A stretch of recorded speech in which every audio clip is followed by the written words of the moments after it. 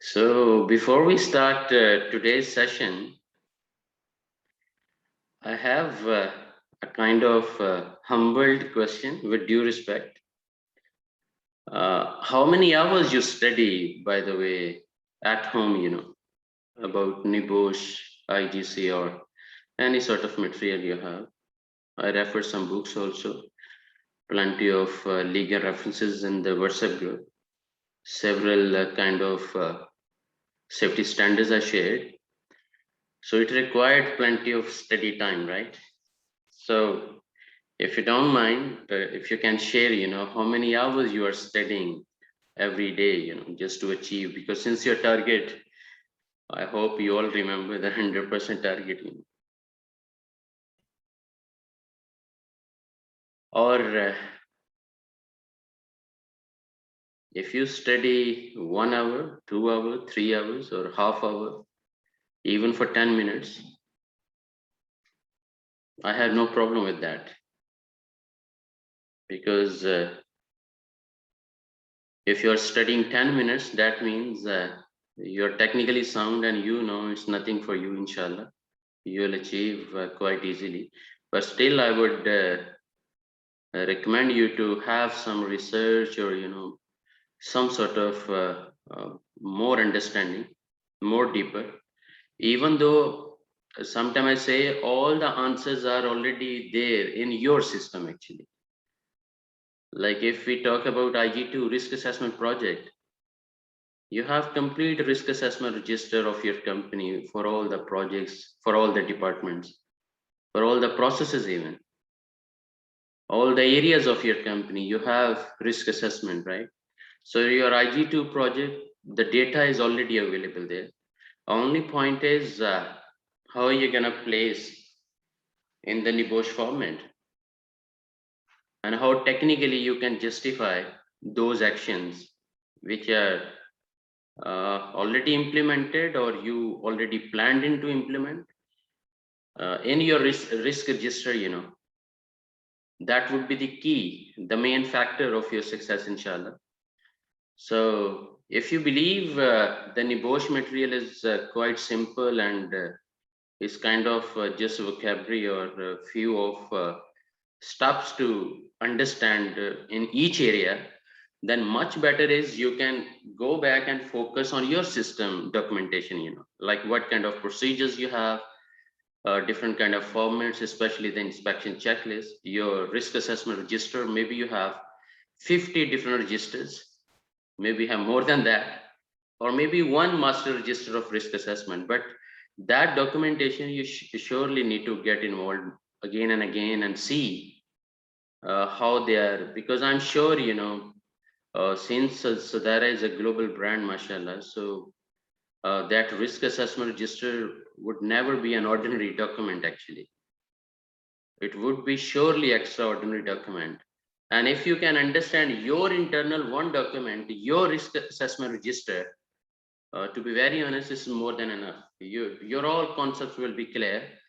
Any risk you talk about noise, even the control what you have implemented within Sadara is more than enough to mention, If we talk about, because we started from noise and then we discuss vibration, for starting from element number 5 to onward.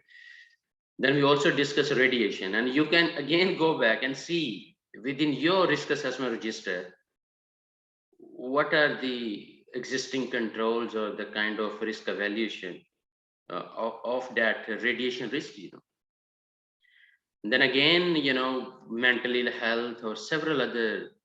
Even yesterday, we had detailed discussion about general workplace issues. So it's even, DSC or kind of musculoskeletal issues that should also be part of your risk assessment register.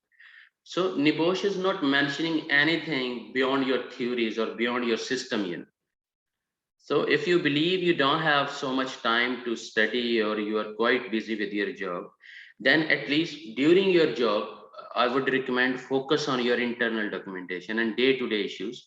Even your scenario-based IG1 exam would also be having all the answers within your company, by the way, because nothing will come out of the context, like starting from element 1 to 4 is all relevant to management system, and you have again ideal safety management system, you know.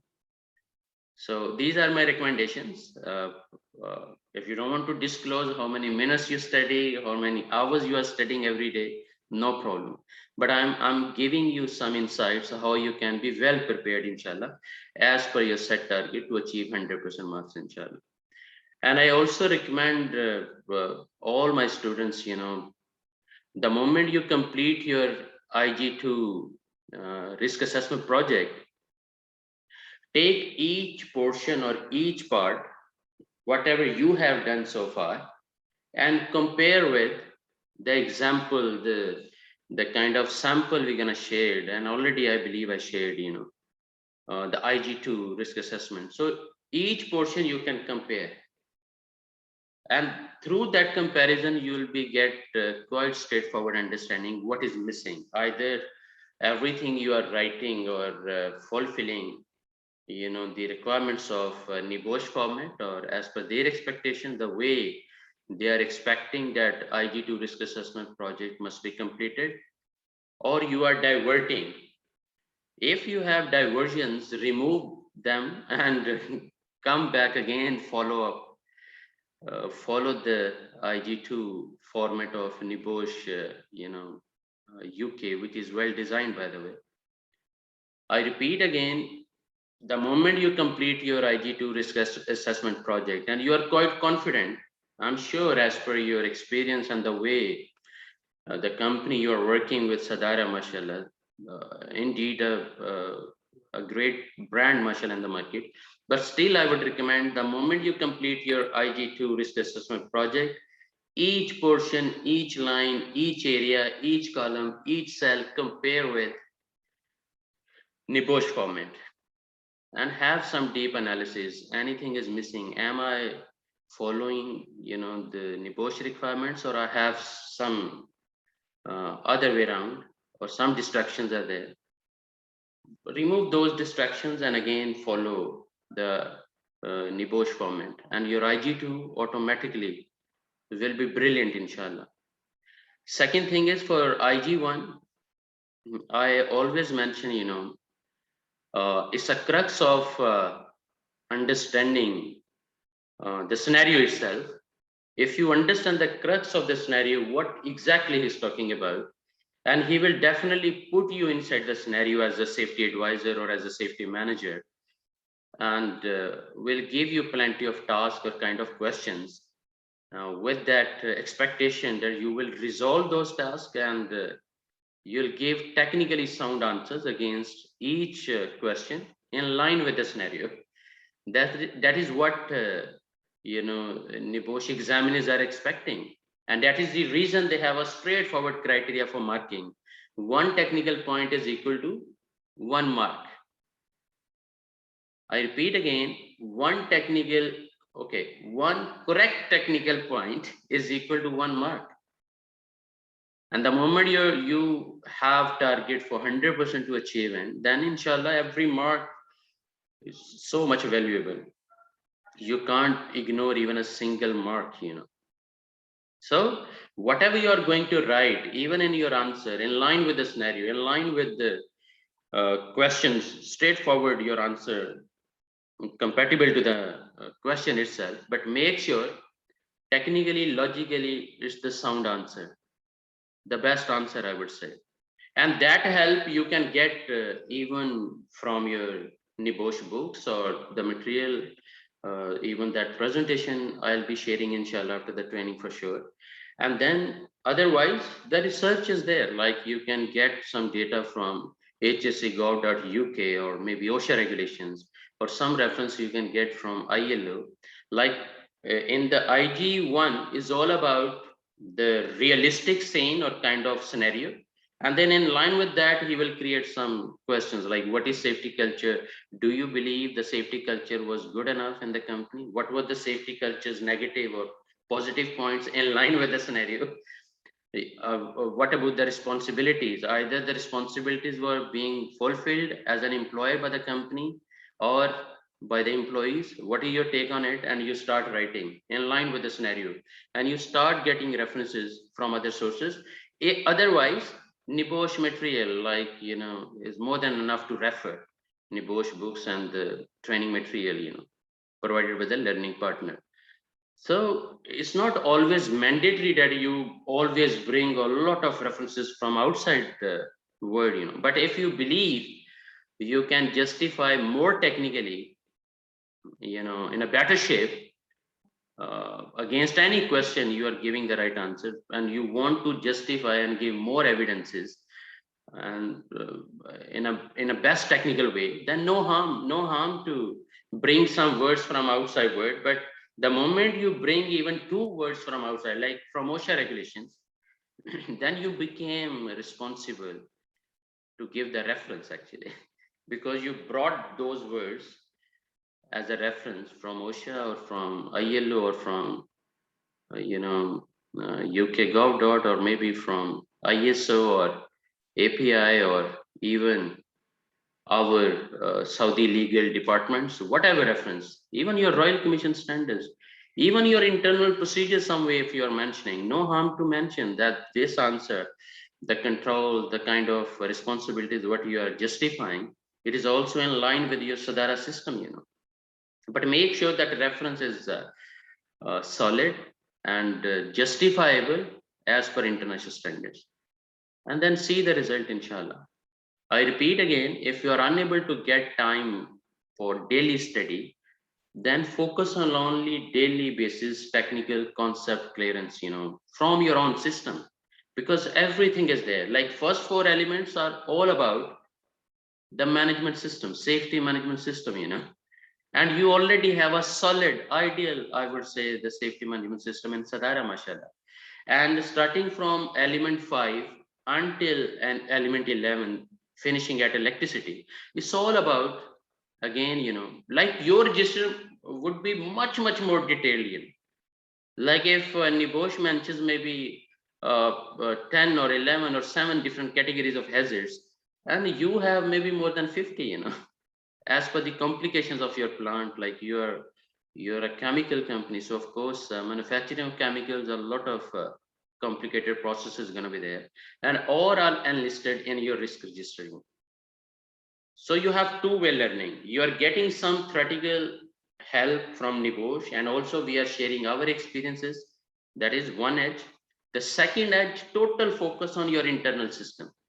The more you will understand Sadara system, much better explanation you can give, even in IG2 as well as in IG1.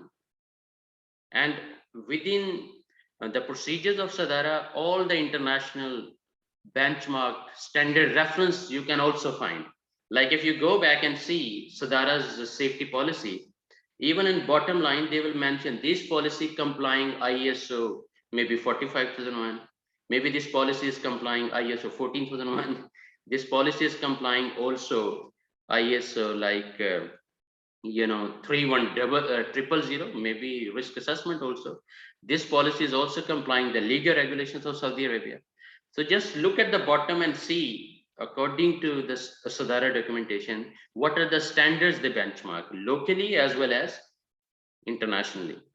So because since you're already working in Sadara, mashallah, so much better approach is to get more technical insights and then see the result. And it's a game of practice also. Like you create a scenario and you see how we are resolving. You're facing an incident and you see how you are investigating, how you are putting corrective preventive actions, what kind of follow-ups are there, and how you investigate the complete trail. It's all part of your procedures or management system, like you have incident investigation or kind of accident reporting and incident reporting, and the separate procedure. You have procedure for training, you have procedure for this heavy equipment management or working at height. All procedures are there. You just go back. Even that master list can help you out. Master list of Sadara documents, I repeat again, master list of Sadara documents would be a great help to understand the overall structure of your safety management system. And it's not like only this health and safety management system. Maybe the quality system is made foundation even to later on they go for occupational health and safety management system, So you will see 9001 also be implemented there. Otherwise, your customer requirements, like as per Royal Commission or as per Saudi Aramco, you are part of Aramco, but still your solid system is a good reference to write in response to your questions in IG1 and in response to filling the informations in IG2 also. But much better is make sure you are technically sound and having a clear understanding, inshallah, about the points. So nothing to worry about. I can, because I'm also in the same, because I deliver trainings and I still having a lot of courses to be going on, day-to-day basis. So this is kind of our professional journey, along with like job plus study. We always keep continuing. And but it's not easy. It's not easy for everyone. So I'm giving some easiest way how you can be well prepared, inshallah. Okay. And I'm always there to support.